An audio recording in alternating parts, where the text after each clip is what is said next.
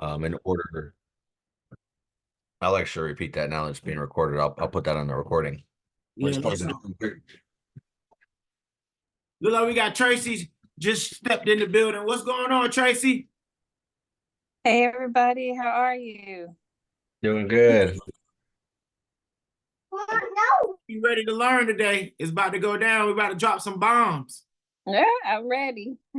Yeah, we're gonna be going over moving mobile homes and basically what the processes and steps are needed before even moving a mobile home, but even before finding the mover, like all the paperwork and title work needing to be done, and then what's needed after that once you find a mover and the process of what the mover should be doing, things that you can kind of look over for due diligence to make sure the mover's on the right track. So first things first is you always want to make sure that the taxes are paid before anything. This is even just with transferring titles, is that the taxes are paid in full for your state. Some states don't have taxes, some states do. So if you're in a state that has taxes, figure that out and make sure that those taxes are paid. You'll need to do that even just to transfer the title. But one of the first processes of getting a mobile home moving permit is having a tax clearance or having some type of receipt or paperwork that shows that the tax balance is a zero balance and there's nothing owed. So the first thing is getting the taxes paid. So in Arizona, different states call it different things. Arizona actually doesn't have a mobile home moving permit.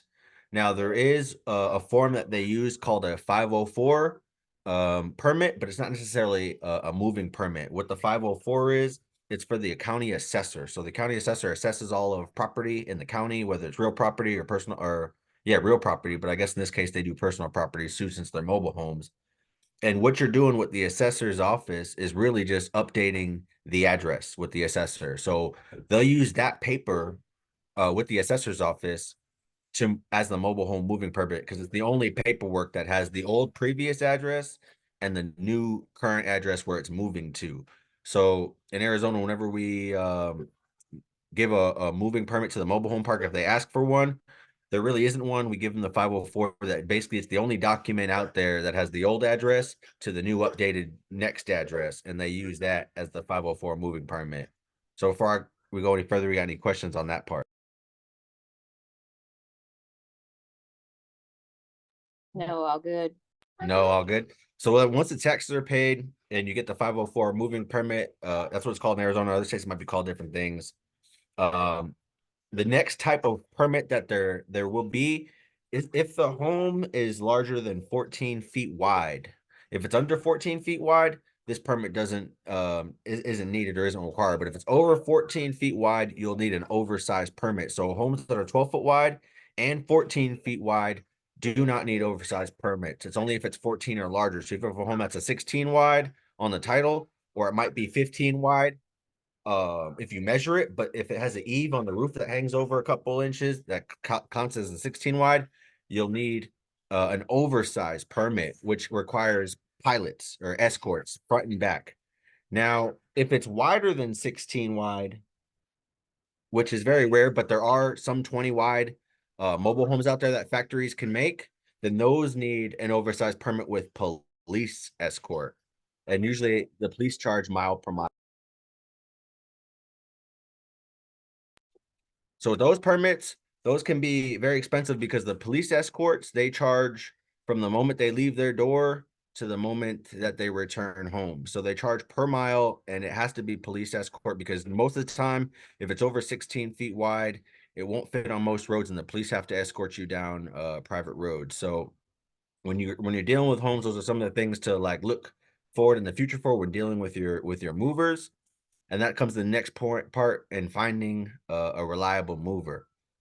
So there's a lot of Facebook groups out there that have mobile home movers where you can get recommendations or referrals to people. There's even movers in those groups, but I always say go off of recommendations and referrals. Someone who's used somebody before in the past has a good feedback, good review that can give it to, that can say, hey, I can vouch for this person. They did a good job for me. Or even if they didn't do the greatest job, they could say, hey, they were a week late or something, but they got the home here. Another place to ask is mobile home parks.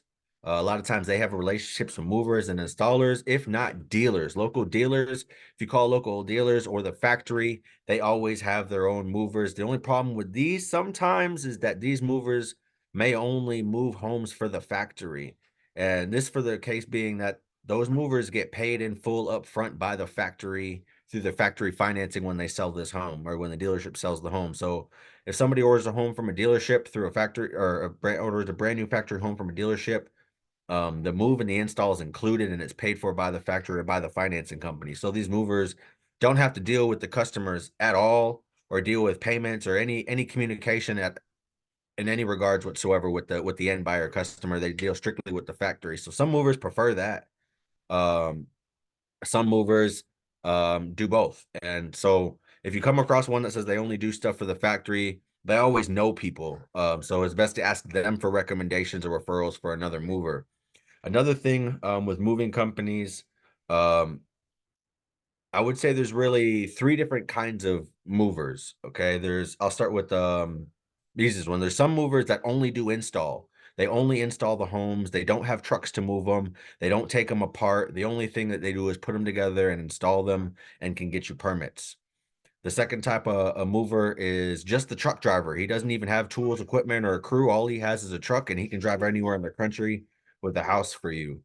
And the third type of mover is a mover that can take it apart and install it and transport it, can kind of do all three. But typically, they are three separate things. Even with my moving company, I have three separate companies. I have a tear down company, I have a transport company that's just the trucks. And the reason for being this is different insurance. So my tear down company has completely different insurance policy and different types of insurance coverage than my transport company.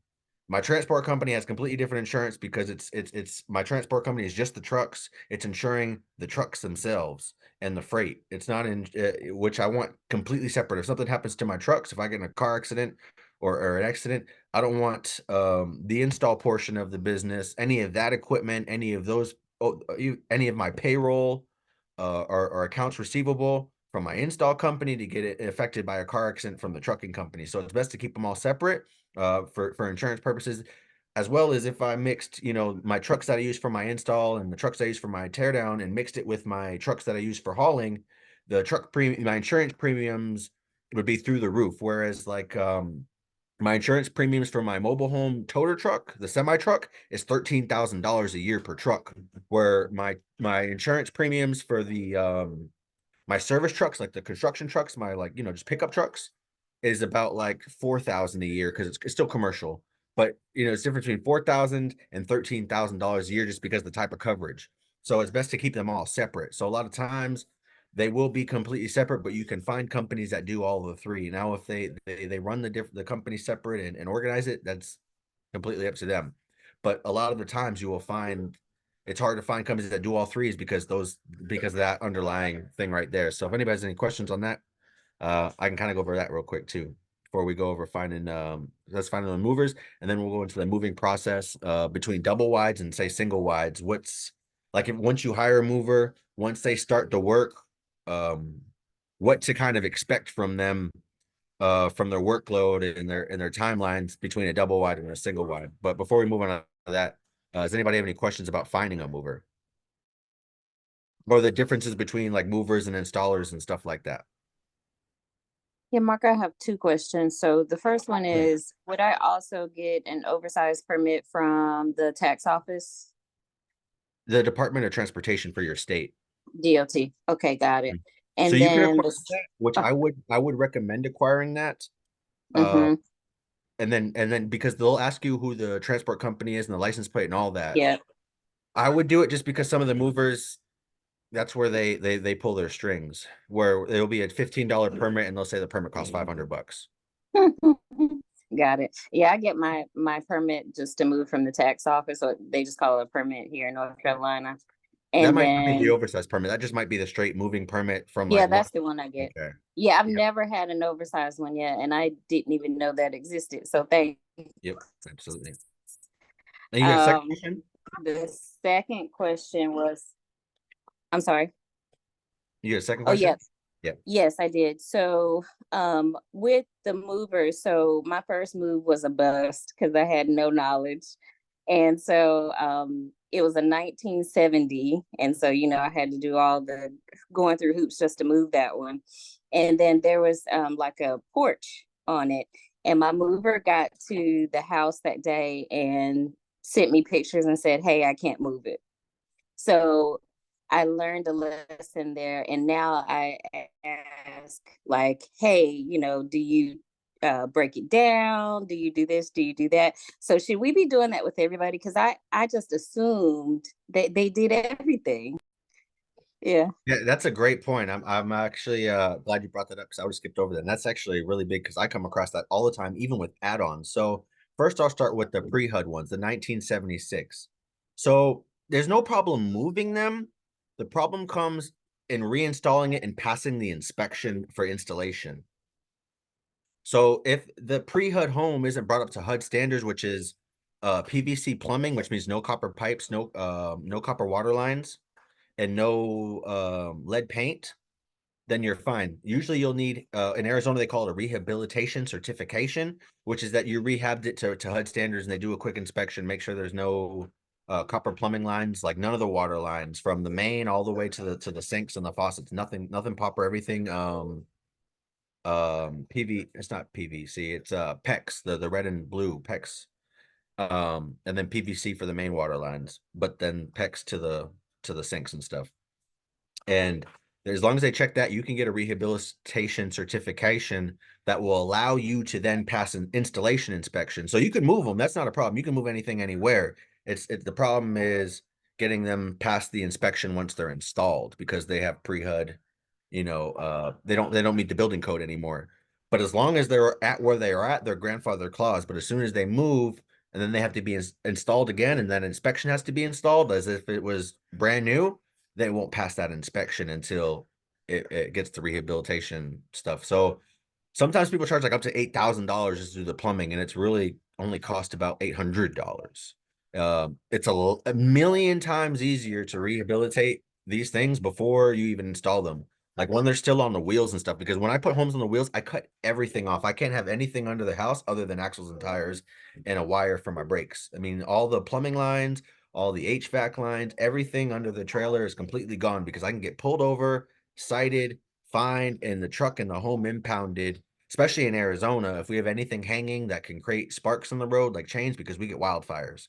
So we can't have anything hanging from the house at all. They're tie down straps, they're like plumbing lines with the metal plumbing tape that hold up the plumbing lines, which is like it's just like a type of strap that holds up the thing. Sometimes they hang and they can drag on the ground and they'll create sparks. In Arizona, that's Mhm. wildfire. You can go to prison for 20 years.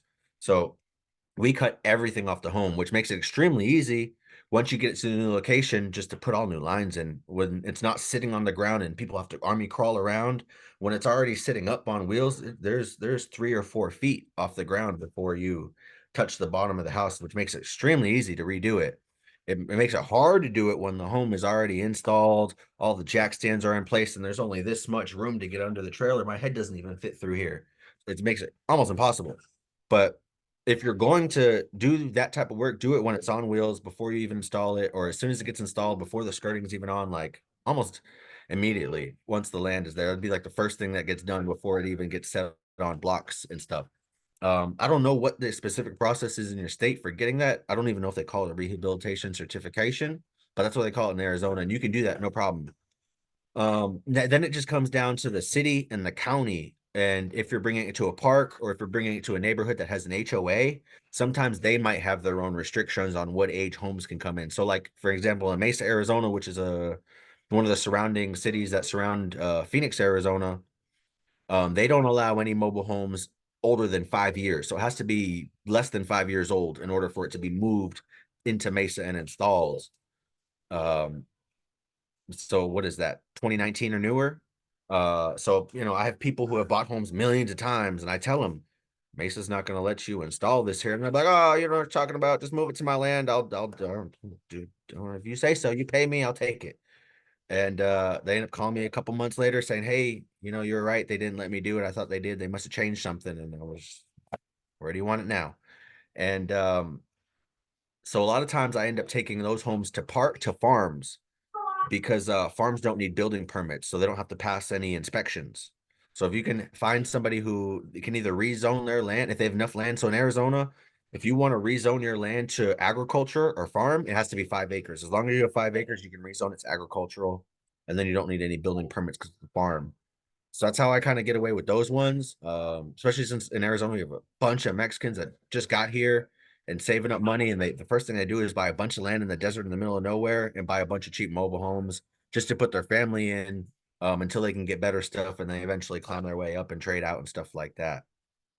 Um, then when it comes to the porches and add-ons, I always tell people that I only move mobile homes. If it's not the mobile home, I can't move it. If it doesn't have like it doesn't have a frame or a chassis like bolted connected to it that I can put tires, axles, and connect my truck to, I personally can't take it. I don't have other trailers. Okay, Glass, say sorry and give him a hug. Uh, I personally can't. I don't have trailers to like, because basically you'd have to find a way to lift whatever this is up. It's either a deck or it's an add-on. Find a way to like lift it up, prop it up, and then back another trailer under it to sit it on and then drive it away. It's just completely separate from the mobile home. So a lot of times I tell people that I can't move decks and add-ons. A lot of times I say the deck just stays there, it gets demolished, and if it's an add-on, your best bet's to probably call one of those shed moving companies that move like those big old sheds, and they have like the special little dollies to move the sheds around, and they have the trailers to put the sheds on. You're more likely to be able to move like a 12 by 40 add-on with a shed moving company than you would be with a mobile home moving company. And the same goes for a deck. So if you know any like local companies that move sheds, like Home Depot does, but I don't know if they actually do that service. I think they only move the ones that you buy at Home Depot to your land. But companies like that, or that have the trucks and equipment like that move sheds, big sheds and barns, they'll be the ones that can 1000% move just the add-on or the deck. Good info, man. Good info. I like that farm joint. I ain't never heard of that one. That's new for me So too. even what I do is I buy land by bulk, 40 acres, 100 acres, because in Arizona this is literally dirt cheap. Like it's dirt in the middle of the desert. There's not even a tree, a shrub, let alone a rock. It's just flat, barren desert. And so I'll buy land that I can subdivide. And depending on the county, Maricopa County, Pinal County, they'll let you break it down to 2 acres, but I'll break a 100 acre parcel down into 5 acre parcels and then sell them and then rezone them all to agricultural so I can put homes on them without permits and sell them to people like that if they need that service. Because a lot of times I have people, they don't have anywhere to put it. So I always have like a bunch of land stocked up in all parts of the desert, pretty much. So that's definitely the way to go when it comes to especially older mobile homes or just permit hacks in general where you don't need to do install permits. I mean, you can do as many septic tanks, as many wells. You can build anything you want on a farm, no permits, no inspections. So no more questions from there. Then we'll go on to like what to expect from the moving company in terms of like timelines and kind of their process and what to expect in difference between a single wide and a double wide. Yeah. Hey, Anybody Mark, got any questions? Anybody got any yeah, questions before we move forward? can I ask you a real quick question? Absolutely. I have a home. The mover put it just over my property line. It was a really small plot and I wasn't there. It was 8 hours away. And I thought about moving it all the way down, but it's about 10 hours away. I really just want to move it like 400 feet over the property line, but I can't find anybody who does that. And it's a super small single wide. Like I've been even trying to figure out if there's a way to do it myself by like renting a huge tractor or something like that. What would you recommend for like a super short move like that? Either tractor, it sounds crazy. See it all the time on the internet. Chevy pickup trucks do it all the time. Oh, we got a Ford, so If it's a 7.3 or I don't know, I have a 6.0 and I bulletproofed mine and I wouldn't try it with my 6.0, but a 7.3 would do it. okay, cool. Good to know. Thank you. But a tractor definitely, a backhoe with the bucket would probably be your best bet, and pick it up with the bucket because those big back tires and the engine in the back will be a good counterweight. Ah, okay. Thanks. So it won't like tip, you need that Mhm. counter forward. Yeah. That's what I do. But your installer, if you find an installer, they should be able to do that stuff too as well. Yeah. I'm kind of stuck on the install because I can't find anyone to do a survey on the property so I can get the septic permitted. It's a whole mess, but that's why I'm trying to temporarily move it till I get the septic sorted. Gotcha. Yeah. All right. Yeah, I would try. I would try. You know, there's a lot of people that do tractor work. I would call one of those people that do tractor work for like $400 and see if they can drag it over there for you. Yeah, It's like, that's in my budget for sure. Yeah. All right. Thanks. I've had it done a lot. Like when I get trailers stuck, because like I said, I'm out in the desert, and sometimes people will have what's called a wash, which is a dried up river, and it's only a river during monsoon season, and they might not even know what that is. So it's literally just like a dried up riverbed, complete sand, and it'll be right through the middle of their property. And they're like, I want my house on the other side. And I'm just like, you want me to drive through a wash? And so what we'll have to do is I'll have to go get a backhoe and pull it through and put some mats down. And because my truck won't make it, my truck gets stuck. I mean, I've tried it a couple times, but it gets stuck. And that goes the way for sure. I've seen people do them with skid steers and stuff like that, but those are a lot harder to get a hold of than a backhoe. Yeah, and they're not too expensive. I've seen them for rent, even for real cheap. Like 250. Yeah. It'd be super easy. All right. And then kind of what to expect for single wides and double wides. Now in Arizona, we have something that's a little different. We have what's called ground set homes, which was when they dig a big old hole in the ground about 4 feet deep and then back the home into the hole. So like the floor of the home is level with the ground. So there's no steps. You can just take a wheelchair and go straight through. I always say, I know ground set homes aren't anywhere but Arizona, but I always start with that first because it's like the most complicated portion. With those ones, I usually say it takes about an extra week for ground set homes because they got to dig it out, usually remove concrete, especially mobile home parks in Arizona. They make you remove all the concrete. And one thing I want everybody to look out for if you're dealing with mobile home parks and you're moving homes out, because I come across this as a lot as a mover, and then my customers, we always end up in this like what's going on type of thing because some of the times the parks, what you got? That's a bug. Oh, okay. Put it outside. One thing that the parks will do is they say they want the lot brought back to its virgin state, like how it was before a mobile home was ever placed there. So like all the debris moved out of the way, sheds gone, decks gone, all the concrete pads or blocks gone, and then the concrete gone, like the concrete driveways. And depending on the mobile home park, depends on, so they'll say that the movers always need insurance, which is not true. You can use a bond or you can use insurance, and usually like a regular surety bond will do $2,500. Most parks will ask for a $2,500 surety bond. Surety bonds, you only pay 10% down, so it's $250 for a $2,500 surety bond. And that's basically like a cleaning deposit for the park. They don't necessarily need the insurance. The insurance is if the truck that's pulling the house out hits another house and damages it, or hits something else in the property that the property owns, say like a street light, or if the park has a tennis court, hits a tennis court fence. That's what that insurance is for. So the parks don't necessarily need the insurance until there's an accident. Just like a car, you don't ask for somebody's insurance until you get in a car accident. So same thing with mobile home parks. So mobile home parks ever ask for insurance, don't give them insurance. Tell them the mover won't give insurance until the insurance is needed. Ask them for how much they need for a bond. And the reason why this is important because most parks will say that they need a lot brought back to virgin. And so when that means that they want the concrete removed too, like the driveway and the walkway at the side, what they end up doing is when the mover does remove that concrete, or the homeowner who bought the home does remove the concrete, the park can then charge the insurance for damaging property and get new concrete poured for when they bring the next home in off the insurance claim. This is why you never use the insurance. You use the bond. It's just a simple cleaning deposit. So that way the parks can't go after the insurance for removing the concrete. If you don't remove the concrete, there's nothing that they can do, and there's nothing that happens. They just have to deal with it on their end later on. And now they have to pay somebody $12,000 to come remove that concrete, and then pay somebody another $8,000 to pour new concrete. But if you don't use insurance and you use the bond, that nothing happens. So that's the first thing. So with ground set homes, I always say it takes an extra week because you got to dig them out and then remove the concrete. So I always try to leave that up to the park. Because sometimes movers will make the person buying the home take the bond, or sometimes the movers will use their insurance. What you want to do is use your own bond.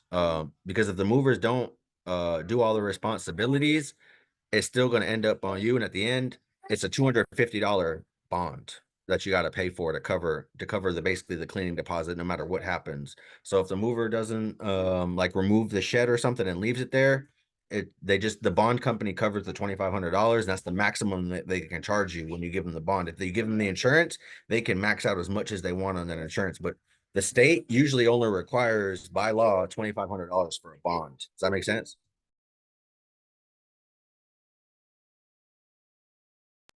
Yes, it does, Mark. So should the moving companies clean up like They those cinder 1000% blocks should, and stuff? they 1000% should clean up, but you should like when I buy the homes, I always get a $2,500 bond for the cleaning Mm-hmm. deposit. That way they can't go after like $15,000 on the insurance.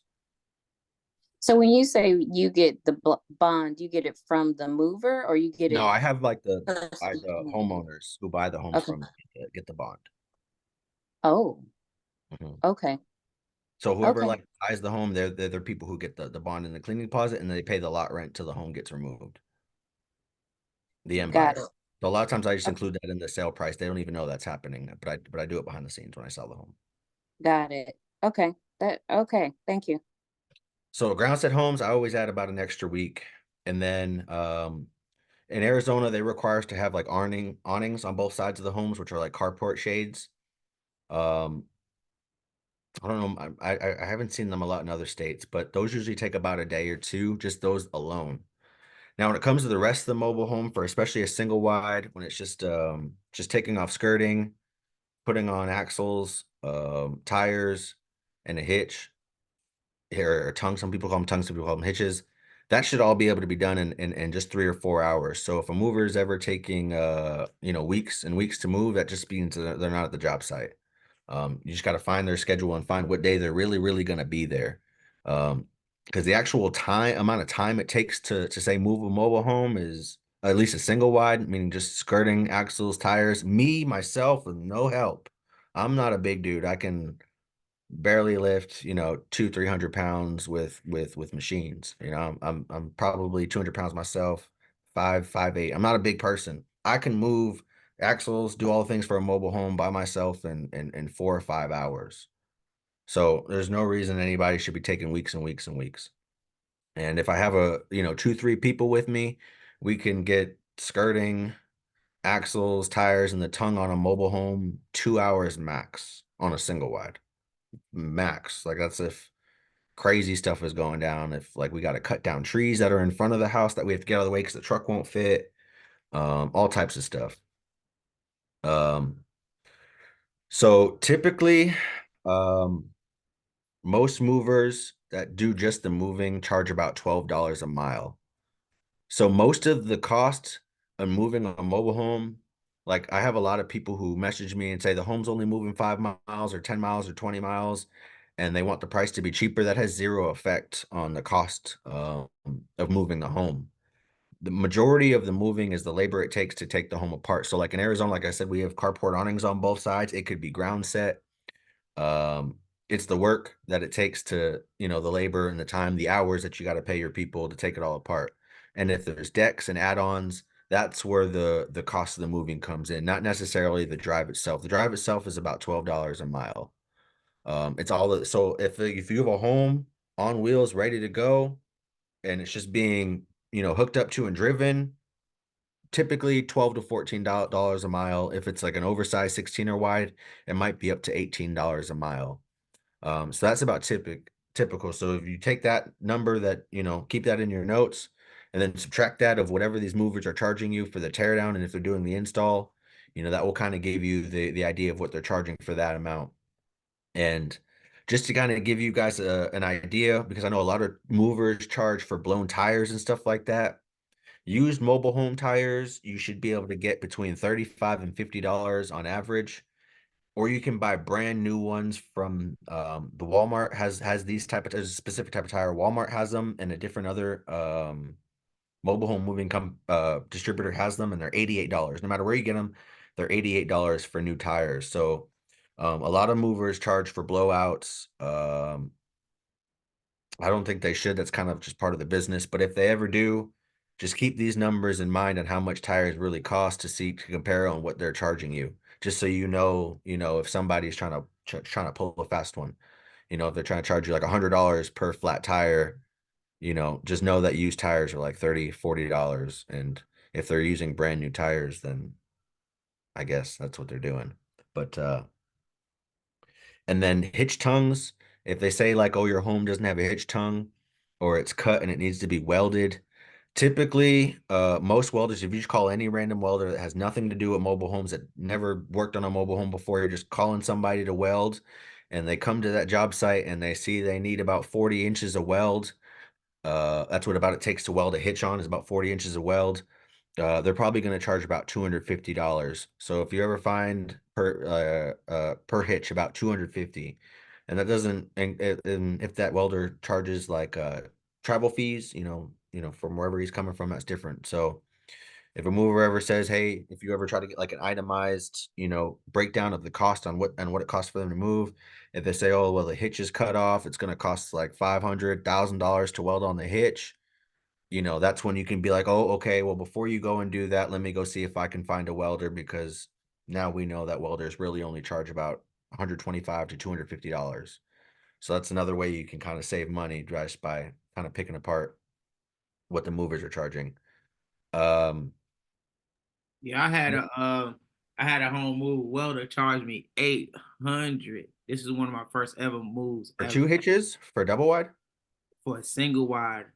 Yeah, see, most Killed me, 250 at most. And it probably took them an hour. It probably took them 30 minutes. if that. Yeah, If so that's that. what I mean. So that's where when you guys get quotes, keep calling around and try to find prices near what I'm talking about. Um, and then the hitch tongues themselves, no more than 200. I mean, sometimes you got to search on Facebook for some, it happens. And you can only find one for 200, 250, but no more than that. If a mover says, the house doesn't have hitches or tongues or whatever they call it, and they're trying to charge anything more than that, just get on Facebook, start looking around and try to find one yourself and be like, here, I found one, go get it for me or something. And then we went over the price per mile. So that's about it. So like moving a single wide shouldn't What cost any about permits? What about permits, electrical permits, mechanical, plumbing, what for about just the moving, not the install, just the move, just the and tear like down. so after I get the home moved, can we go over a little bit about the Yeah. permits? Because I did learn this week that 6 months that the permit will expire for electrical. And Yep. but I don't know if this was just because I was lucky, but they, like I said, I posted in the group this, but they gave me an extension on the permit for $40 more, and now they're gonna go out there and do the electrical release after the inspection. So if you can go over a little bit about that, the install. Yeah, definitely. And I just want to say something about the double wides too. The double wides, it's almost the same as single wides, just usually at about $2,000. So a single wide shouldn't cost more than like $4,000 to $6,000, and that's like $6,000 with the awnings, hitches, and everything like maxed out. You know what I mean? And the double wide's about same thing, just add the 2,000 for splitting it. It shouldn't be any more than that, because the only thing you got to do to split it is take out a couple bolts and then wrap them in plastic, which is plastic's $140 per roll. You usually get two rolls, so $300, and then the sticks to put them up. No more than like $400 to wrap a double wide in plastic. So if they charge any more than like $400 plus like 3 hours of labor, what you'd think in your head, $1,500 max, no more than $2,000. Keep looking for other moving quotes. And then for the install, this really comes down to county specific. When it comes to the block and leveling, like what you put underneath the house. Typically, most places let you do cinder blocks. A lot of places in the country, they do cinder blocks. I think Arizona, Nevada, New Mexico, Southern California and Utah, the only place that use the metal stands. You guys probably don't even know what I'm talking about when I'm talking about metal stands that the house sits on, because everybody's kind of used to cinder blocks. Typically you have to go every 60 inches, every 5 feet. Now, when it comes to electrical, if you don't have any electrical already put in, like no pedestal, the pedestal is usually about 1,500. And then the conduit, the wire from the pedestal to the house, the wire alone is about $30 per foot. So when you're figuring out your site plans for where you're putting the home and where you're setting up your electrical from the telephone poles, one thing you always want to keep in mind is that you always want all your connections as short as possible, because every foot is more costs. Every foot of water line, if you have a well, or if you're to the city main, just think every foot from the city main of the well to the house is about $8. With electric, every foot from the pedestal to the house is about $30. Horizon Services is here to help keep you cool. Get $50 off any AC repair before it gets hot, hot, hot. Need service. Horizon Services is on the way. All right. Please. Okay, give me a minute. On the phone. Give me 5 minutes. All right. And then for the install, another thing that like Danny was talking about is the site plan, or a civil engineering plan, which is basically like a flood elevation plan, which you have to do a civil engineering plan to make sure that you don't need any water retention areas or flood areas. So a lot of times in Arizona, like I mentioned, how we have washes, we have to raise the homes up. So we have to bring in ABC gravel or dirt to raise the home, sometimes 2 or 3, like put a pad underneath it just to raise the home out of the flood zone. So those are other things that you have to look for when installing and getting that site plan. And things you got to look out for when even like prospecting land is, if it's in a flood zone, you might have to raise the elevation.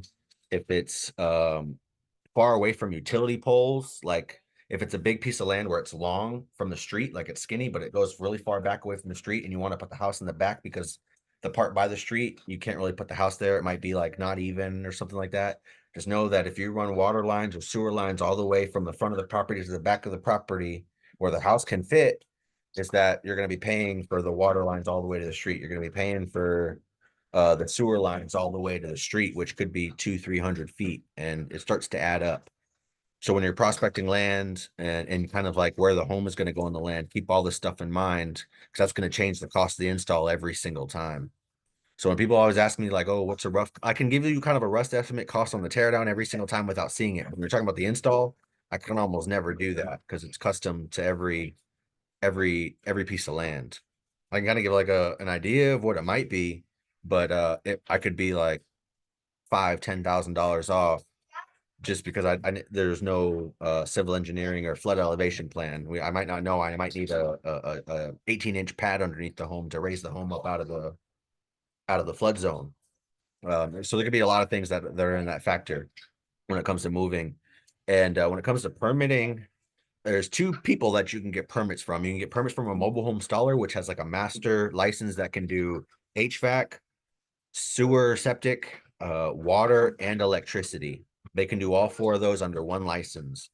Whereas if you go through a general contractor, you're gonna have to get a general contractor, and they're gonna have to find subcontractors with each one of those licenses, or a subcontractor that has all of those licenses. So you can use general contractors. If you can't find a really good mobile home installer, you can 1000% use any regular general contractor. You just got to find one that can do HVAC, plumbing, and electric, and then you'll be fine. They can do anything. They can even set the general contractors can set mobile homes up on like 2nd-story foundations where mobile home installers can't, just because a general contractor can do a little bit more. If you ever have trouble finding an installer, a general contractor can definitely do everything that a mobile home installer can do and more. So if you ever have trouble with that, try that as well.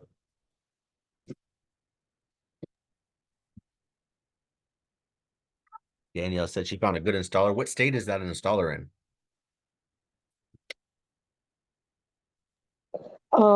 They are, I want to say in Michigan, but they go all over.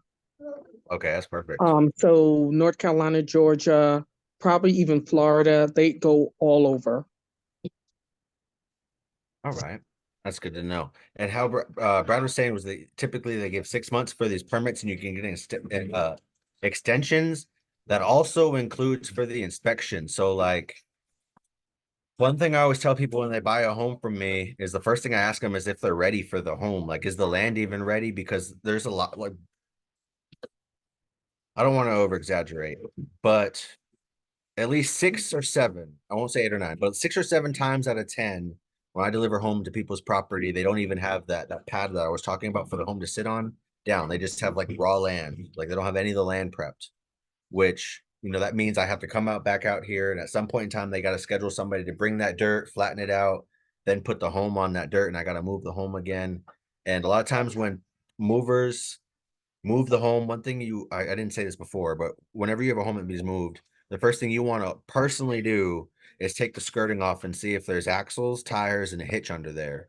So you don't want the mover to charge you for those, and you don't want the mover to take those once they deliver it, because a lot of movers will say that that they were theirs and that there was nothing over there and they brought them, and you want to keep those on because sometimes they don't have them, and the mover does have to bring their own. When the mover does have to bring their own axles and tires, they have to take them off too. And if the land is not ready, there's no pad.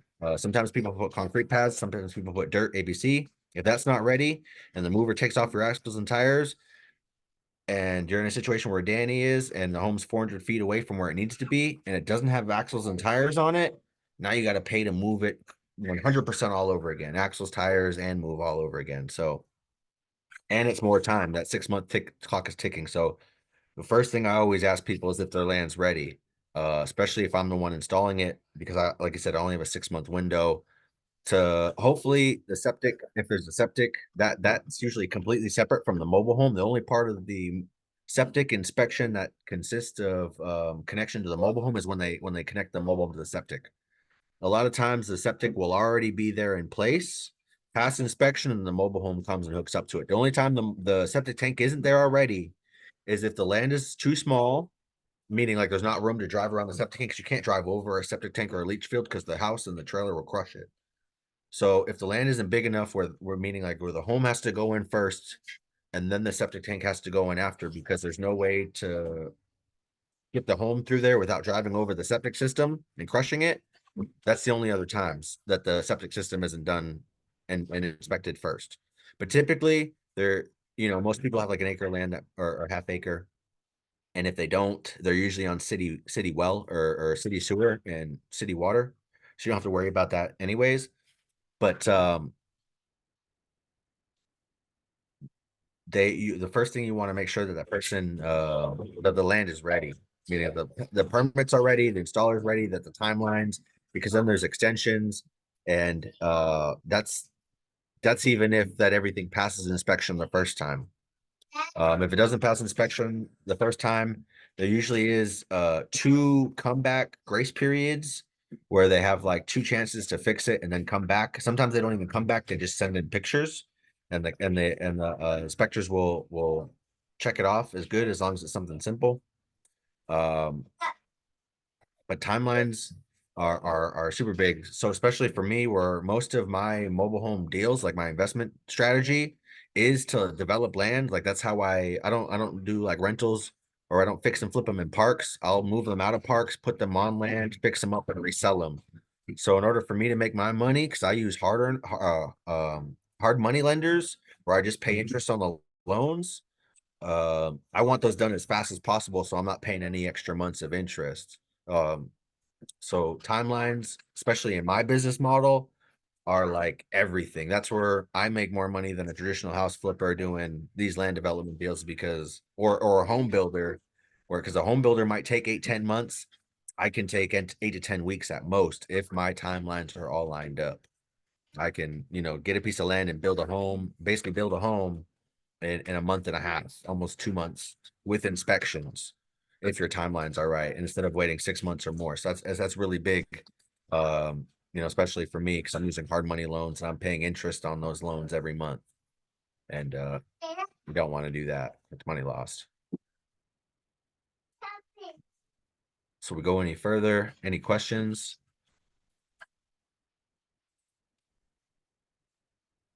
I hope you guys been writing some notes. I know I have. You can always learn for sure. And it's the best time to ask you. Of course, you can ask anytime inside the group, but it's the best time if you got any questions. Let's try to dial in on people's situation. Tracy, Janice, do you actually have a situation right now where you're looking to move a mobile home, and do any type of mobile home moving? That way we can kind of help you with the next step to get, to get there. If not, do you have any questions about where you currently are at with your mobile home deal or potential deal that you're doing so we can help you get to the next step?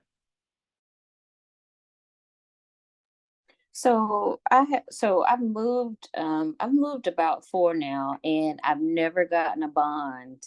And what I've been doing, you guys, is finding just laborers, day laborers that will clean the lot off, like the broken cinder blocks. And because the mover, they'll take the mover I've been working with, they'll take the whole cinder blocks, but they leave anything that they can't use.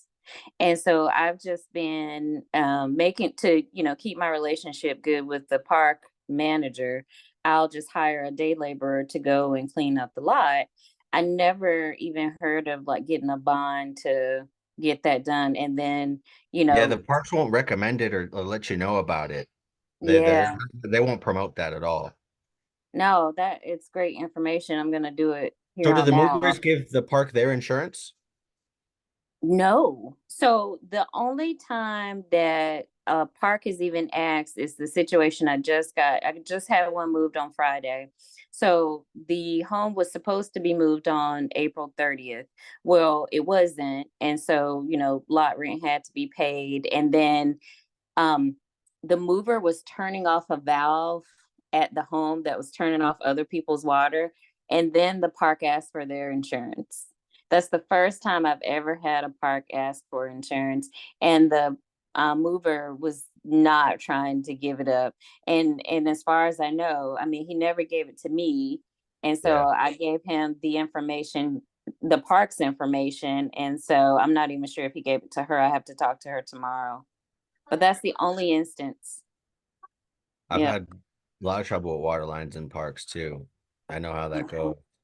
Where I've not cut them, but like hit them by mistake while I was removing skirting, and the Mm-hmm. water lines were so old and rusty, like under the ground, where they were just rusted off Mm-hmm. just by tapping it.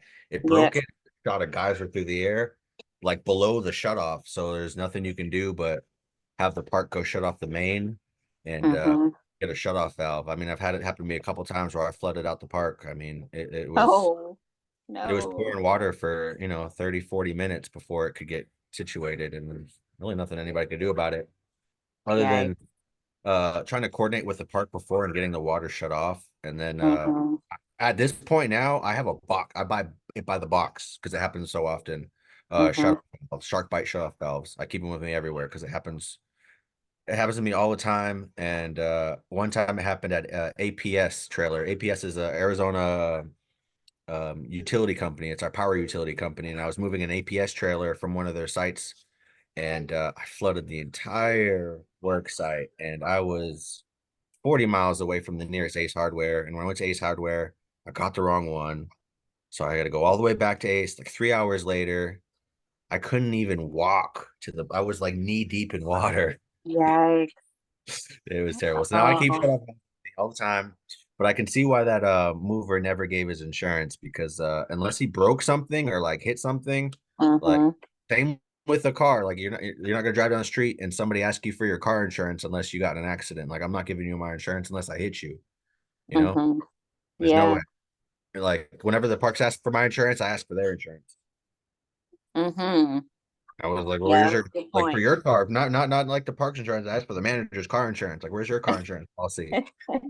Like, that's Good basically what point. you're asking me for my insurance. Where's your insurance? Did I hit you? Yeah, No. nothing's happened yet. So I Yeah. go so that's why I always do the bond. It's basically a cleaning deposit.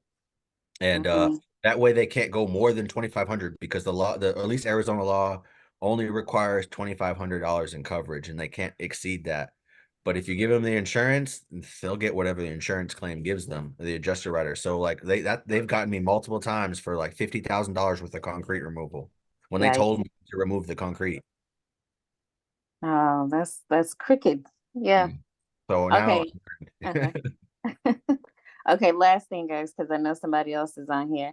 I have taken on the task that I think I maybe should not have taken on. So I'm working with several uh owner well they okay, I'm working with a several people in a park. The park land is being sold, and so they have the choice to either move the home, sell the home, or just let the park have it. Well, these homes are so old. They're like 68, 69. I moved, like I sold a 70 and moved it, and I felt like I was superwoman. These though, I don't know, like that it's harder to get buyers for them. And then it's even harder, Mark, like you were saying, to get them approved to move, especially out of the county, and then get approved for inspection. So I think I bit off a little bit more than I could chew here. And I don't know. I don't know what to do. I have several people interested because I'm selling them, super cheap, just to get them out, give the people how some big are money in they? their pocket. How Yeah. big are they? Um, Teeny. So I've got a 12 by 55, a 12 by 65, and then I have a few others that are bigger. I didn't get the dimensions of those yet because I haven't started selling those yet. I But was these gonna are say, 'cause teeny if they're tiny. under 400 square feet, like if they're Mm-hmm. those really small, like one bedroom, one bath ones, like Yeah. 12 by maybe that 54 one might work. You can get them classified as RVs, and you can get an RV permit, which is a 12-month temporary permit for the land, Uh-huh. and then that might give the person time to get like a rehabilitation certification. But I'm in that exact same problem for the second time with the second mobile home park. Here in Arizona, we have a lot of Indian reservation land, like Mm-hmm. Native American, and they lease land to the city, and the city had put two mobile home parks on this land with 99-year leases, and this land is right near Arizona State University. And we just got a new soccer team in Phoenix, like a professional soccer team, Mm-hmm. and the Indian reservation decided that they would rather build a soccer stadium than have these mobile home parks. So they ended this 99-year lease. And now these mobile home parks are 55 plus. So now we have all these people, and Arizona is a snowbird state, which is completely retired people from like up north in Canada mainly. They become widowed and move here in tiny little mobile homes and like these little golf communities. It's basically how it goes. Mm-hmm. And so you have like these 80-year-old women in these 1960s mobile homes in this park that's getting closed by October 2026, and they have till then to figure out their life. And Mm-hmm. there's about 500 homes in that park, and the worst part is the average home of this the average age of the home in this park is like a 1974, double wides too, beautiful. Yep. Problem is that once everybody heard that this park was being closed, they heard about it in about 2018. They got like a 6-year notice that in 2026 that they were going to be closing, and then in like 2018 they were getting like the hearing notices, and the final vote was in 2020 or whatever. And so the first thing all these people did was took out big loans for 20, $30,000 and rehabbed all these old 1974 homes to look like 5-star Hilton hotel resort room. Wow. Like, I mean, beautiful. But they didn't get the rehabilitation certification. They just had some Mm-hmm. random handyman come in there, put in floors, paint, countertops, charge them all this money, and didn't even get the real rehabilitation certification that they needed, which was redo the plumbing and make sure there's no copper pipes. Like that's the only thing that really mattered, so Mm-hmm. they could be able to move it. And none of them got that done. On top of it, when they put in the floors and these double wides here, let me draw this out. Okay, we got a double wide. We got like a double wide like that. Here's one side, here's the other. Mm-hmm. Here's Yep. how they put in the floors. They put in the floors going sideways. Oh, So now you wow. got to cut You through gotta all cut it. of these brand new Yeah. $15,000 floors that these people just paid for. Mm-hmm. Mm-hmm. So now they can't even sell their home because the people who are buying them like, oh, these brand new floors got to get cut in half. Now I got to buy new floors. Now these people are in like these worst situation ever. And Arizona used to have this relocation fund, which was like, Mm-hmm. so Arizona as a dealer, there's 13% of every one of our sales as a dealer that we like register. We're supposed to report all of our sales. This is why I do everything through trust, so I don't have to report. Mm-hmm. They take 13% down and it goes to a replenishment fund and a relocation fund. And this is Arizona's fund. Is this somebody like scams somebody? They're like money out of the sales from the dealership. If the dealership scams somebody or somebody files a complaint, there's a replenishment fund that refunds the people until like they go to court or whatever. Mm-hmm. Or if a mobile home park closes down, there's a relocation fund. Now it used to be $12,000 for move and install, and everybody knows that can't be done. Yeah. And that was a reimbursement, like a 12-week reimbursement. So those people had to pay that and then hopefully get reimbursed. It wasn't even a guarantee. They recently raised it to $20,000. But even with that like $20,000 relocation fund, I tried to like advise. I've been trying to like advise people because I was like, I can't even move them. I can't sell them. I don't know. I don't even know what I would do if it was my mom in your position. Yeah. And so I was trying to come up with plans like, okay, maybe if you use the relocation fund and use it to get the rehabilitation certification, and it's still not enough. And Mhm. a lot of these people are just in a really crazy situation, and the park didn't sign up for these people to be eligible for the relocation fund until last year Yeah. or something. I think it was just a couple months ago, and these people have been trying to move out for the past 4 years That's since 2020, crazy. and the park didn't even apply for the relocation fund for them so that everybody could qualify, in the park Mm-hmm. until like a couple months ago, like Wow. 4 years later, and they only at this point now they only have like 15 months left when they had 6 years. That is sad. That's And half the homes crazy. can't even be moved now because these people took out their own personal loans. Yeah. These handyman, I don't know what handyman, but somebody did, went through the whole park, went house by house, I'll hook your shit up, house by house, I'll hook your shit up. Yeah. And then, Man, yeah, crazy. Well, I'm gonna check and see, if I can get at least that smaller one classified as an RV, try and that. that'll help. And then the one thing I also do is we have a lot of farms in Arizona, and we have a lot of migrant Mm-hmm. workers. We have Mexicans that literally walk across the border like a couple hours ago, Mm-hmm. real life. And they go in, so in Arizona we have a law that migrant workers don't need visas. You can walk across the border, you can walk anybody. We have Syrians walking across our border by the thousands every day, people from Africa. Wow. They fly to Mexico, walk across our border, and you can get a job in Arizona as a migrant worker the next day without any visa. As soon as you step on Arizona soil, you get an instant work visa, which is like a migrant farm visa. Mm-hmm. Amazon had just picked that up too, so now they can go work at an Amazon warehouse. So what I say that is because we have one of the largest we're one of the largest producers of romaine lettuce in the world. So we have Mm-hmm. tons of romaine lettuce, tons of cotton, tons of alfalfa. We grow all of Saudi Arabia's hay for their cows. All the hay that the cows eat in Saudi Arabia, we grow all that hay. Yeah. And so I sell all my pre-HUD ones to the farms because they use them for migrant workers because they come by the thousands and they come seasonal just to come pick the crops, and they just need like super cheap houses. They'll pay $5,000, for one of those houses. Mm-hmm. It's not a lot, but I mean, it's for me, that's better than taking it to the dump. Otherwise, I gotta like pay my workers to take the home out of the park and take it to the dump. Yep. And if you put it on the farm, no inspection needed. Yeah. Nice. I'm in North Carolina, and the people who are wanting these homes, like some want to put it in a park, and then others they have private land, but it's not large enough to be, considered a farm. So it's really, really tough. It's really tough. Yeah. Yeah. Thank you though, Mark. I appreciate it. If you can find some farms though, like even I sell them to dairy farms and chicken farms, not even just like individual farms. I sell them to like the actual chicken and dairy farm. Yeah. Well, we have those everywhere. The chicken Try farm. those. Try Yeah. those.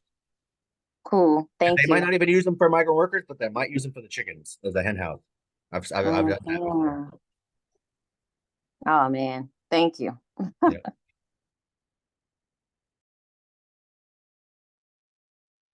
Janice, do you got any questions? How can we help you move forward to the next on your next deal or your current deal that you're on?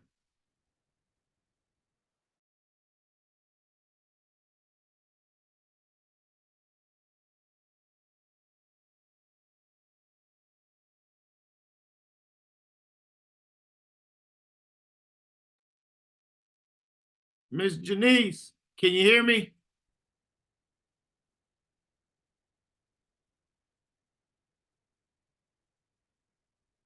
I'm not sure if she's on here still.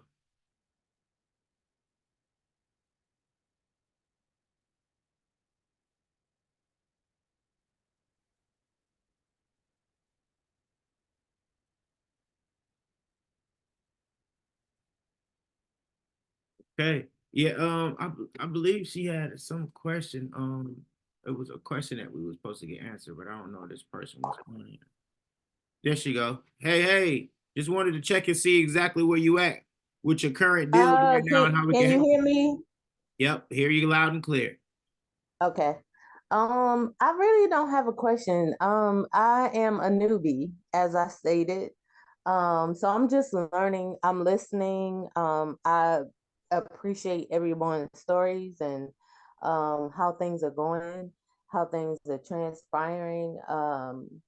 So I'm fresh, like fresh. So I just need support right now. Okay, so you haven't grabbed nothing, you haven't put nothing under contract, you haven't No, done one deal yet. no, nothing. Mm-mm, Okay, yeah, no. great. So with the very best place to get started is how many, you said it was 2 or 3 mobile home parks that you familiar with in your immediate area, correct? That's correct. Okay. Now have you approached any of the park owners yet? Or have you went out there at all? No, you said we probably can role play, role play with me to approach maybe the park owners. I don't know. But that's what you stated. So can do that and see how they go. Oh yeah, for sure. So the very first thing that and I believe everybody will be able to chime in on this one. I'm gonna go off top first with what I feel was best for you to do. Step A, Okay. step one. You ready? I'm ready. Uh-huh. Okay. So the very first thing I would do is I would go to the 2 or 3 parks, and sometimes they have the for sale signs out there already, right? So the very first thing you want to do is get in contact with the park manager. So if they got some for sale signs, they might be, some of them might be, investors who invested into the park, and some of them might just be the actual park, the mobile home park that is selling the homes, which is park owned homes. So my very first thing is, of course, go check the mobile home park out before we even try to get on the phone or anything, and see if we can't get any numbers that from any of the private investors or the actual mobile home investors. Now I know most of these mobile home parks gonna have an office, and that's when you're gonna run into the park managers, right? So I'm not sure if out of these 2 or 3 parks, if one person own all 3 parks and it's one major manager, or but I do know there will be a representative at that office, whether they taking the lot rent every month or or it might be 2 or 3 people in there, depending on how big this park is. I'm not sure how big this park is. No, the parks that I'm familiar with, I'm gonna give you the rundown. It's not like a big office or nothing like this. This person in these parks I'm talking about, the person actually lives in the park. Okay. Okay. So, and like people move out, and I was interested in the eviction process because this happens all the time in these type parks. Um, so I'm learning. I just learned from just a little couple videos. I mean, couple Zoom videos that I've watched. But I still am a newbie. So I don't want to start wrong. I don't want to start incorrect. Um, I'm trying to start right. So I just want to go in it the right way. But these parks that I do know about, I do know this trailer sitting. Um, yeah, I do know that. So, and they up for grabs. So, Nice. um, So yeah. so before we start any role play, the very first thing that I suggest really is to get the contact number, or actually, like you said, if that person lives there, you might have to do a door knock. You might have to knock on the door if that person stays there and they live inside the park too. So the very first thing that I would ask them is you know, first of all, how much is the lot rent? Do you know how much the lot rent is over there? Ooh, I used to live there at one point in time. Okay. And that was my first child. At that time it was like $120. Yeah, Yeah. it's probably about double that now, right? It's probably more than that. It's probably more than that now. I don't know.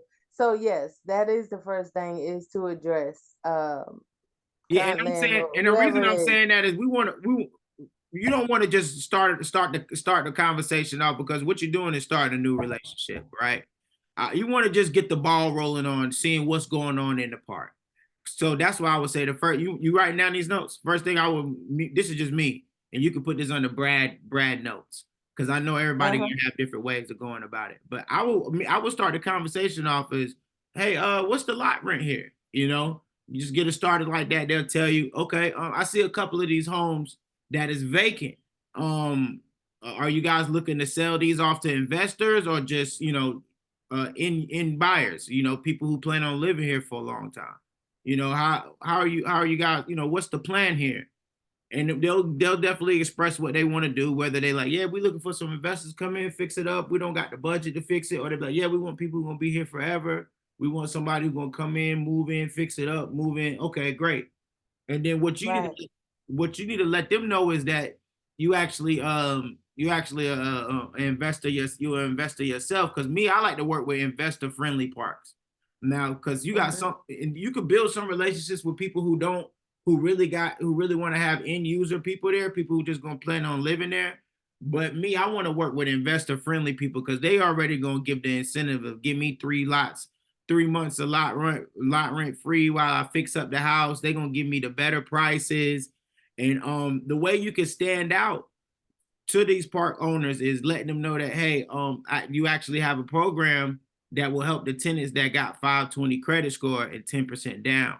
That way they could get exactly what they wanting for the homes, and you can help facilitate that whole thing for them.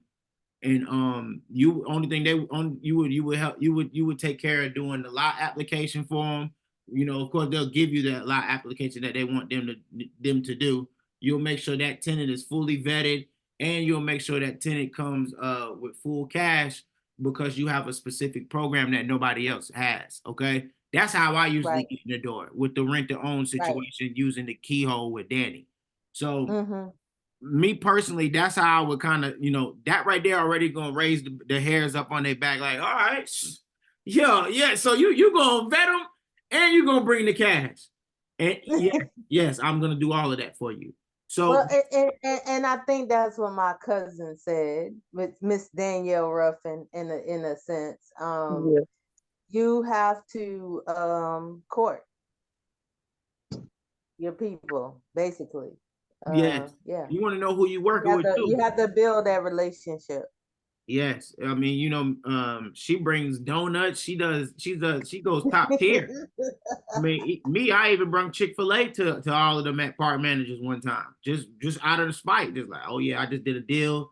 Let me just go ahead and bring them But some Chick-fil-A. let me ask you something serious. I'm gonna ask you something serious for me, because I just switched gears. Like, for me personally in my life, I switched gears. I was working from home comfortable, but I got out of it. Now I'm in a government type job. Um mm, and that's a whole nother thing. So that's straight Monday to Friday, 8 to 5, Monday to Friday. Um, and it's serious. Uh, and then this I want to do, and I'm in I ain't gonna lie, I'm in another little business. I try to get all the business I can under my belt. So I'm busy, but what I'm asking is, how much, I mean, do you think, for me, a person like me, in my depths of how I'm busy, is it feasible? Oh, it's definitely feasible. I'll tell you And this. more than one way too. There's not just I would like, there's a couple of different ways that you could do deals with the amount of time that you have and experiences. There's more than one way. You go to wholesaling, especially with the evictions. Most of my deals personally, the ones I go and hunt for, you know what I mean? There's some that come to Mm-hmm. me. But the ones that I seek out and try to find every day are evictions. That's my bread and butter. That's what keeps the rest of my business. All the other different things I do in the business, they all hold Okay. together because of the evictions. Okay. Almost 90% of my deals are evictions. So what I would ask too is what the park's eviction process is. If the park owns these homes or if these people own these homes, there are going to be two different types of scenarios on what the eviction process is like. If the eviction process is through the park owning that trailer, then that person's just going to get evicted and they're going to want somebody in. This is where you can help with what Brad was talking about with a 520 credit score and find a new qualified buyer really easy for them, taking a lot of weight off their back. Okay. If it's a tenant owned home where the tenant owns the home, now you can help both the park still and that tenant, because what you could do is you could help them either one, sell that house to pay off the eviction, to stop the eviction from happening. Because a lot of times they'll go to auction. Because what happens is the person owns the home, they get evicted from the park, but they still own the home. It's like they still own the boat. You know what I mean? Even if they Right. parked a boat in a parking lot and they didn't pay the parking lot fees, they still own the boat. I mean, they owe fees, but Right. they own the boat. So they get sued for the boat or they get sued for the fees. So the park puts a lien on the trailer. And then what this does in the lease, you sign away your rights to be able to have access to your personal property, even if it means trespassing on personal property. There's a natural law out there that every person has a right of easement and passageway to their personal property, even if they have to trespass Property. Yeah. private property. Right. Meaning, if you park your car at the movie theater in the mall garage and the mall closes at 9 o'clock and your movie gets out at 1 in the morning, you can trespass in the mall parking lot garage after hours, Right. trespass to go get your car. Same with mobile home parks, but in the lease they sign that right away for one reason. That way they can trespass these people, so these people no longer have that right to their personal properties. That means they can't come back into the park. So now that vehicle can be abandoned for 30 days and go to auction because it's been left abandoned for 30 days. And that will satisfy the lien that the park puts on it. Now, this whole process that I just talked about right now could take 6 months. That means the park is losing 6 months of rent. Plus, then when it sells at auction, they got to wait 30 days for a new title and they got to hope that person qualifies for the rent. So that could be 8 months of the park missing out on rent. Right. Right. If you're seeing all these evictions, one thing you could talk to the parks about if it's tenant-owned homes is, hey, I could help you get these rents rolling again in 30, 60 days, not 3, 6, 8 months. Because Yeah. you can help these people sell the home before the auction, pay off their lien, they're still evicted. The eviction's done, they're done. But at least they don't have an eviction on their record. They might have $500 in their pocket because you helped them sell it. Now they can pay the U-Haul truck to move their stuff out, or pay deposit on their next apartment or something. Maybe it's more than Exactly. $500. Yeah. Maybe it's more than $500, but say it's $500. And then you could help the park get rents again. So like, especially in Arizona, where I mentioned before, where we're a snowbird state, we get a lot of people who retire, especially widows, come from Canada. They sell their big old family house in Canada, Wisconsin, Michigan, wherever, move to Arizona where it's nice, live on a golf course, these tiny little mobile homes. Their family's still in Michigan, Wisconsin, Canada. Nobody cares about this little mobile home in Arizona. They never been to Arizona. Their kids, their grandkids, nobody cares. So these homes, their families don't even want them. And so their belongings, are gone. There's nobody there to help them. So when these people pass away, the park has to wait for the home to go through the eviction process. There's no other way. So now the park has to wait. Okay, the ambulance just came and got this person. Now they have to wait for this person to not pay rent. Now they have to wait for the rent to not be paid for another 30 days. Now they have to wait for 30-day eviction. Now they have to wait for the notice in the newspaper for the auction. Now they have to wait for the auction. Now they have to wait for the person who won the bid from the auction to get the title. There's a lot of waiting. Like, one of the things you could do if you see a lot of evictions, go straight to the park. Like, what's your process? Are these tenant-owned homes or park-owned homes? How can we get these rents rolling for you immediately? There's different ways that we could help, you know?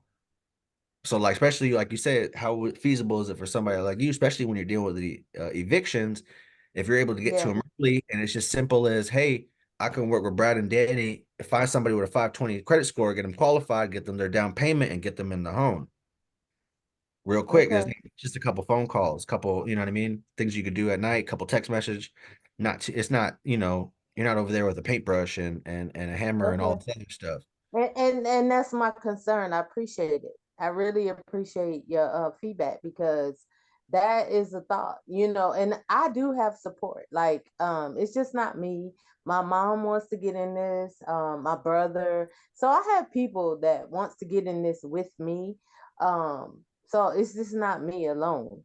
Just one step at a Um, time. There's it's no one rush. step There's at no a time time. limit. Yeah. And There's that's no what I'm time limit. saying is like, I I do work, I do have a job, I got this 8 to 5, and but I want a business. I have another something else that I have going on. True. So, I'm trying to set myself up to be good. You know what I'm saying? At the end of the day. Uh I'm trying to get there. So yes.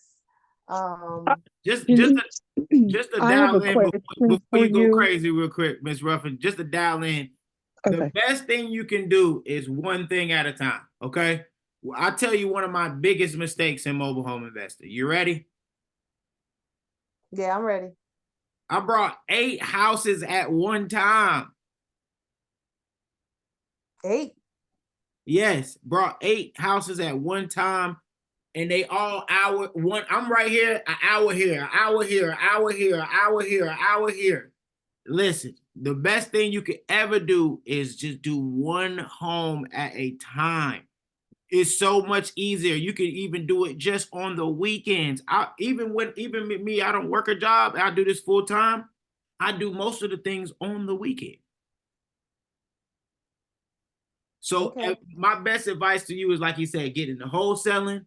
You already dialed down the type of situation you can use, which is the eviction process. That ain't using none of your money. You're leveraging your skills to be able to get into a different level. You see what I'm saying? So I just wanted to put that out there before Miss Danielle go in on you. Do one thing at a time. Try one first. Don't be like, oh, I gotta catch up with everybody. I gotta get on with everybody else on. No, No, and that's one not at what a I'm time. that's not what I'm trying to do. What I'm trying to say is that I'm a newbie. Yep. I'm straight newbie. Okay. Mm-hmm. No, I ain't catching up with nobody. Mm-hmm. I'm getting in from the ground. That's what I'm trying to say. That's Yep. it. That's gonna be the perfect strategy for you, getting into wholesaling, because wholesaling ain't nothing but you selling. You ain't even selling nothing. You flipping a piece of paper. You getting somebody under contract and giving it to somebody for a little bit more, whether it's an extra 1,000 or 10,000. And then like we Okay. said, you can leverage us, because that's why you in the group. We help you with pre-qualifying potential tenants to these evicted homes, and then you take the spread. Man, you're gonna kill them, because you already know where the evictions is happening at. Yeah. I would just Kill focus them. on that since it's right in front of you. And until Yeah, it is master in that front one of thing, me. evictions, and then once you get down the eviction process where you can do them like this, like, oh, I know how the evictions go down, any park, anywhere in the state, and once you get down those, on to the next type of strategy. Danielle, Okay. you got some Thank you. tips I for? appreciate that. Oh yeah. Yes. Yes, yes. You guys mark good gems with the evictions. Brad, I'm all for one at a time. Because this is a marathon, not a race. So one step at a time. But I did want to ask you this, Janice, because I know we've talked, and you Mhm. have family members that want to be involved. But I Mhm. kind of wanted to drill down as far as expectation, what Okay. expectation you had in terms of, we've mentioned wholesaling, but I Mhm. think I've heard you mention also rentals, Okay. maybe. Yeah. Mhm. Mhm. And the thing with rental, I have had, and I'm comfortable with rental, like rehabbing and rental, because I do have a good crew that did this in my house several times. He uses kids and everything, but I have a good crew that can do the work. So I'm solid there. So yeah, I'm comfortable with uh So rehabbing and rental and whatever. Um I was going to play devil's advocate in terms of the uh wholesaling piece. Um, because with the evictions, that's a great opportunity. That's how I got my first rehab, through an eviction. So maybe just starting, like Brad said, with one, Mark said evictions, and getting that first eviction and doing a rehab.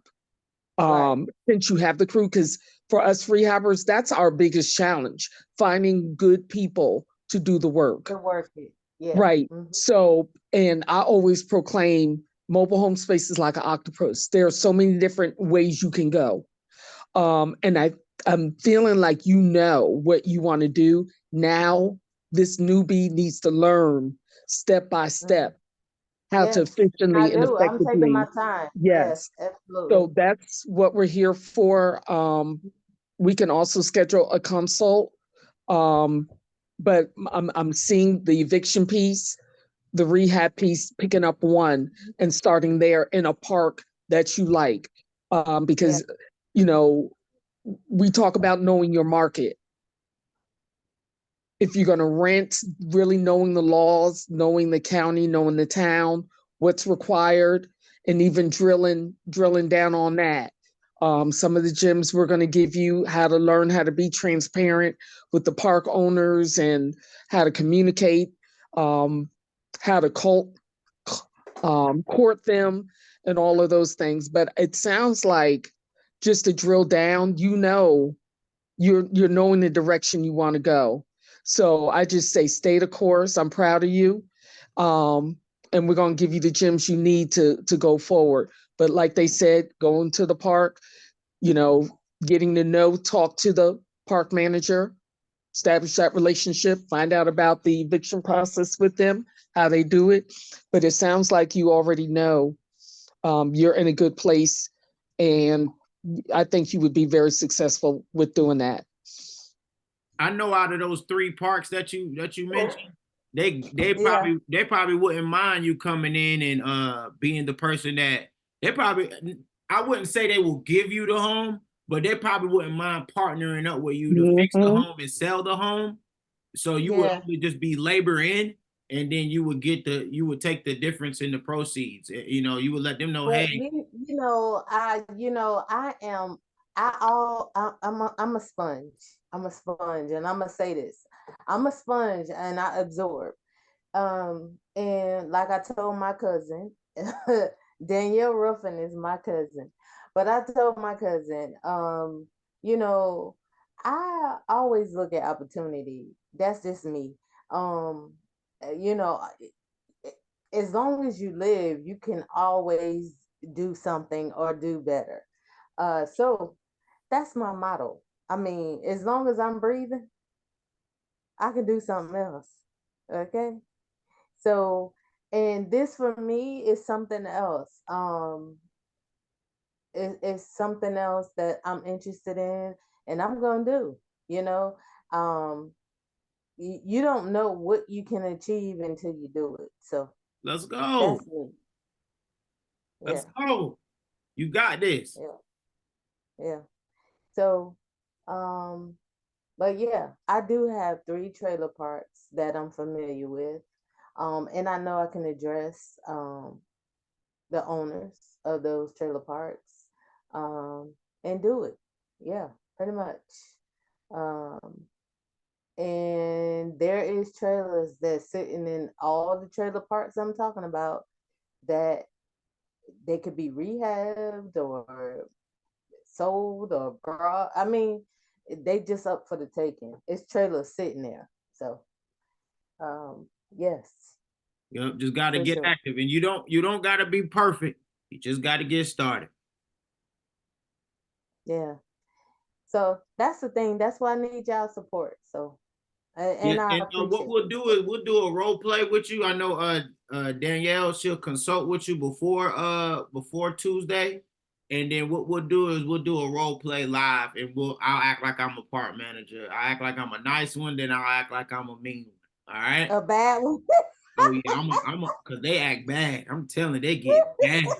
Like they make you want to throw them boxing gloves on sometimes, for real. But Nah. that's in life way. with anybody in any business. You're gonna run into the good people and the bad people. But as long as you can add value, you can break through that ice. And that's for sure. Every time. Yeah. Yeah. I appreciate that. I'm gonna embrace it. 100%. You got it. You got it. I got it. You got it. I'm telling you. And I know you said you're working damn near the same time that the park manager is working. You just got to Yeah. you got to on your lunch break. You got to get busy. You know. I would also recommend getting a skip tracer too to help you find the people, like find their phone numbers if you can't get there personally to the houses people getting evicted. Oh, he is so cute. Who's that baby? Mr. Marcus, say hi, Jay. That's Mr. Hey. I do a lot of skip tracing to find people because I go all over Arizona. Arizona's really big, so sometimes they're like 4 hours away, and I have a skip tracer. It helps me find people's phone numbers. It's like a background check app, and I can find their phone numbers and call them if they're getting evicted, and try to work out paying off their lien for their eviction and stop their eviction. So that's like the first thing I do when I call them. I'll tell them, hey, I saw your home going up for eviction in the newspaper. I'm a mobile home dealer and a mover. A bunch of clients looking to buy homes, looking to pay off their lien and stop your home going from the eviction. I get an eviction on your record. Possibly we can work something out or talk later on, and that's how I usually start the conversation. Oh, that's nice. You got so much good information. I appreciate you. Absolutely. All right, guys. With it being 9:30, I think it's best to wrap it up. We cooked for about a good 2:30. We cooked for about 2:30 of them things. If anybody got any questions, of course, just drop it in the community. We'll all jump on top of that. The next call will be at 7:30. We'll be taking another dive back in on the Q and no, it'll be at 7 o'clock. We got the webinar that we'll be doing. And then 6:30 will be the welcome call. We'll do some role play, and we'll dial in on everybody's situation and help them get to the next step in it. I'm definitely looking forward to helping you out, Janice. And seeing you do your first deal is gonna mean a lot for sure. What's up, boy? I see you. Yeah, I appreciate it. Thank you. All right. With that being said, I appreciate everybody's time. Like I said, any questions, let's just all be of help to each other, man. Let's get to it this year. It's our year. Let's go. All right, y'all. Take care. All right. Bye-bye. Have a good night, everyone. All right, you too.